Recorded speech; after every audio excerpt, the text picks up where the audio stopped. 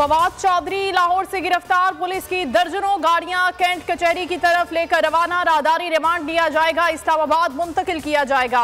Election commission के अरकान को धमकी देने पर FIR दर्ज की गई। सेक्रेटरी इलेक्शन कमीशन की दरखास्त पर इस्लामाबाद पुलिस ने घर के बाहर से गिरफ्तार किया। बगैर नंबर प्लेट वाली गाड़ियां आईं, वारंट दिखाए, नाशनाख्त जाहिर की और फवाद चौधरी को ले गईं।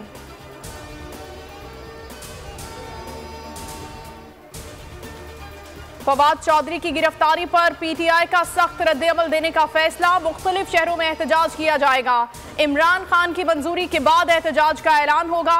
एहतजाज किस किस शहर में होगा, मुशावरत जारी।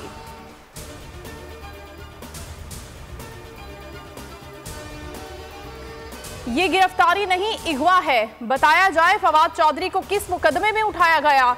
एहलिया हिबा फवाद ने सवाल उठा दिया।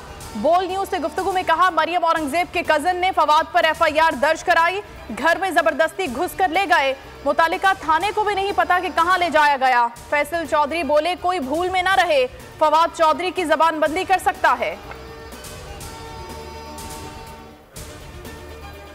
तहरीक इंसाफ डट कर मुकाबला करेगी। शाह महमूद कुरैशी का फवाद चौधरी की गिरफ्तारी पर रद्द-ए-अमल। बोल न्यूज से गुफ्तगू में कहा कि इमरान खान को गिरफ्तारी से मुल्क की खिदमत नहीं होगी।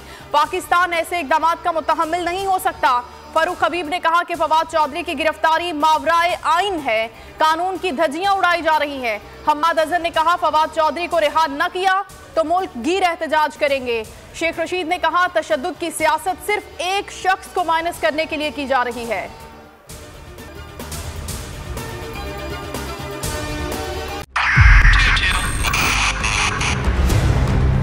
2022 बहुत सारे तोहफे भी देखे गया पाकिस्तान की आवाम को। पाकिस्तान की आवाम को एक तोहफा ये दिया कि आवाम को पता चल गया कि पाकिस्तान का मीडिया क्या है। साल 2022 में सबसे ज्यादा देखे जाने वाला चैनल बोल न्यूज रहा नंबर 1। हमने बहुत सारे शोज और ट्रांसमिशंस की, पूरा साल मुसलसल जदोजहद में निकल गया कि ये वोट ऑफ कॉन्फिडेंस के पीछे कौन लोग थे।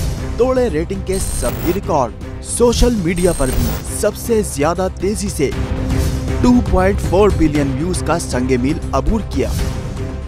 एंकर्स को भी आवाम में सबसे ज्यादा मकबूलियत मिली और सोशल मीडिया पर भी बोल रहा सब पर भारी।